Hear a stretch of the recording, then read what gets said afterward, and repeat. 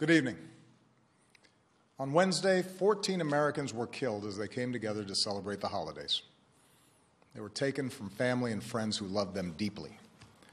They were white and black, Latino and Asian, immigrants and American-born, moms and dads, daughters and sons. Each of them served their fellow citizens, and all of them were part of our American family. Tonight I want to talk with you about this tragedy, the broader threat of terrorism, and how we can keep our country safe. The FBI is still gathering the facts about what happened in San Bernardino, but here's what we know.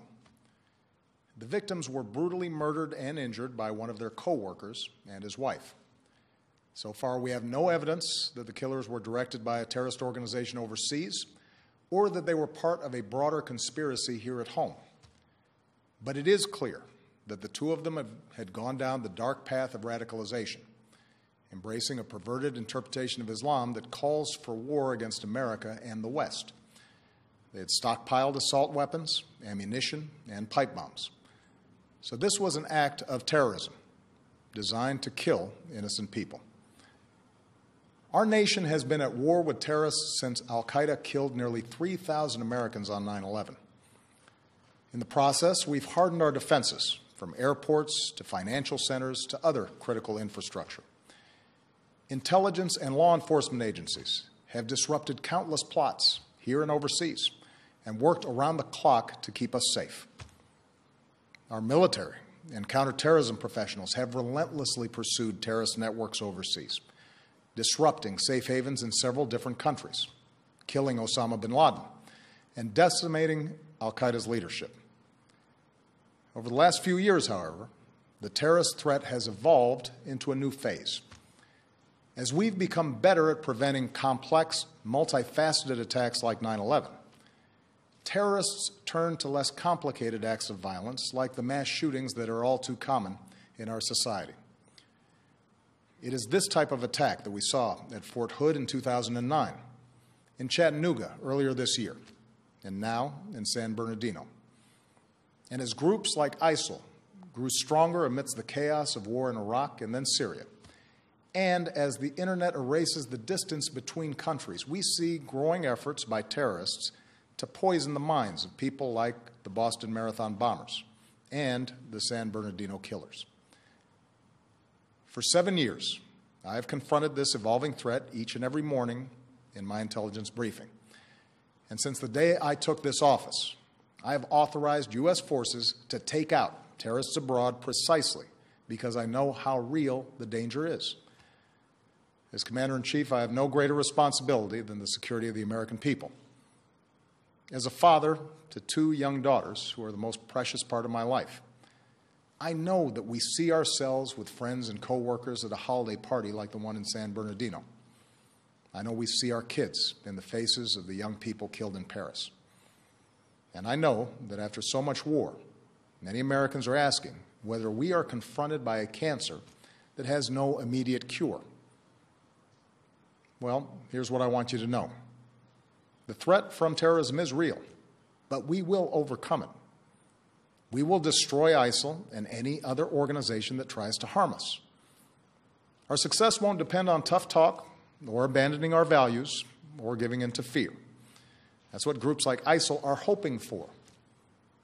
Instead, we will prevail by being strong and smart, resilient and relentless, and by drawing upon every aspect of American power. Here's how.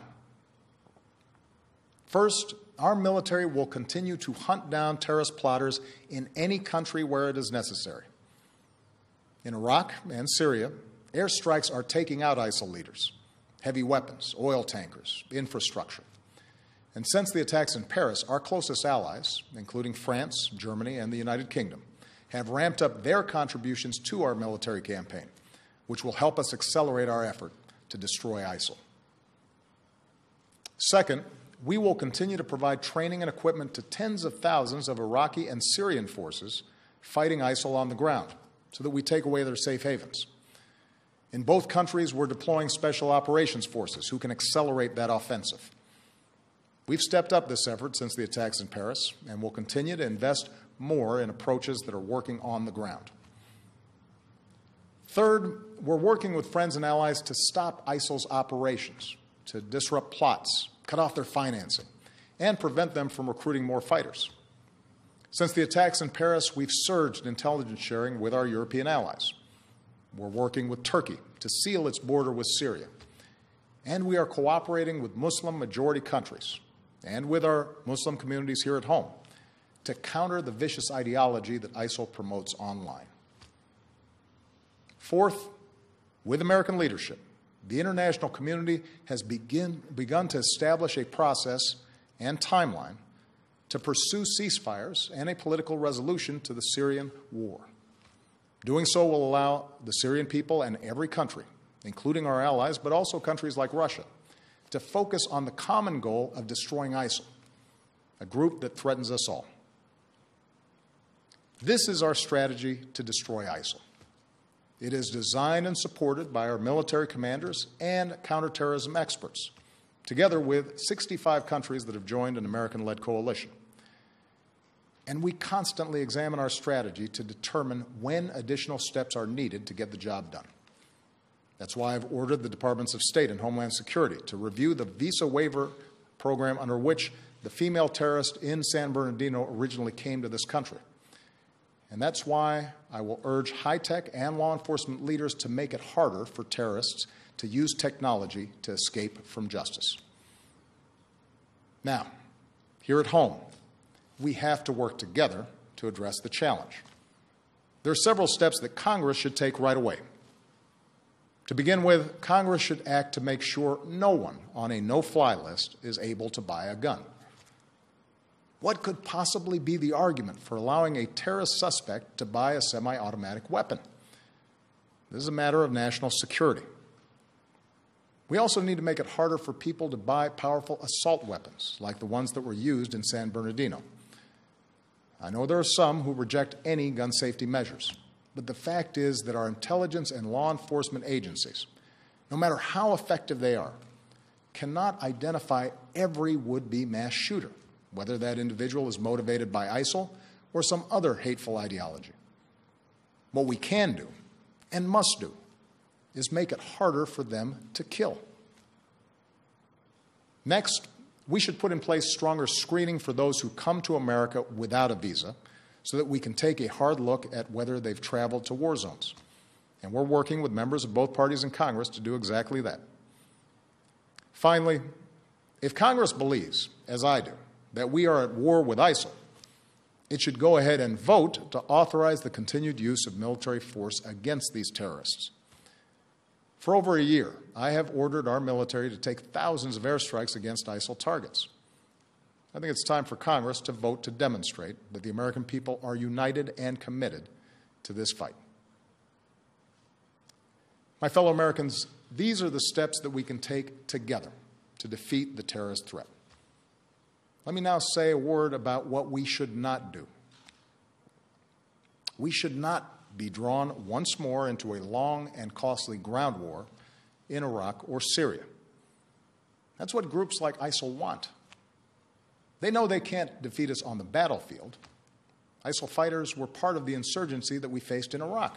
But they also know that if we occupy foreign lands, they can maintain insurgencies for years, killing thousands of our troops, draining our resources, and using our presence to draw new recruits. The strategy that we are using now, airstrikes, special forces, and working with local forces who are fighting to regain control of their own country, that is how we'll achieve a more sustainable victory. And it won't require us sending a new generation of Americans overseas to fight and die for another decade on foreign soil. Here's what else we cannot do. We cannot turn against one another by letting this fight be defined as a war between America and Islam. That, too, is what groups like ISIL want. ISIL does not speak for Islam. They are thugs and killers, part of a cult of death. And they account for a tiny fraction of more than 1 billion Muslims around the world, including millions of patriotic Muslim Americans who reject their hateful ideology. Moreover, the vast majority of terrorist victims around the world are Muslim. If we're to succeed in defeating terrorism, we must enlist Muslim communities as some of our strongest allies, rather than push them away through suspicion and hate. That does not mean denying the fact that an extremist ideology has spread within some Muslim communities. There's a real problem that Muslims must confront without excuse.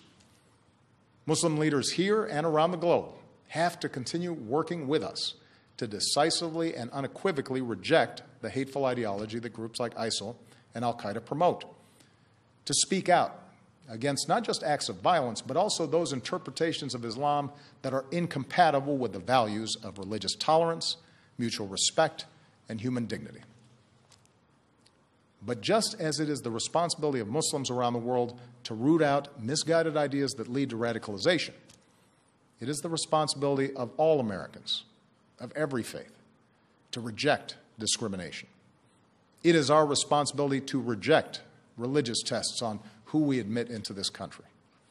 It's our responsibility to reject proposals that Muslim Americans should somehow be treated differently. Because when we travel down that road, we lose. That kind of divisiveness, that betrayal of our values, plays into the hands of groups like ISIL. Muslim Americans are our friends and our neighbors, our co-workers, our sports heroes. And yes, they are our men and women in uniform who are willing to die in defense of our country. We have to remember that. My fellow Americans, I am confident we will succeed in this mission because we are on the right side of history. We were founded upon a belief in human dignity, that no matter who you are or where you come from or what you look like or what religion you practice, you are equal in the eyes of God and equal in the eyes of the law. Even in this political season, even as we properly debate what steps I and future presidents must take to keep our country safe, let's make sure we never forget what makes us exceptional. Let's not forget that freedom is more powerful than fear.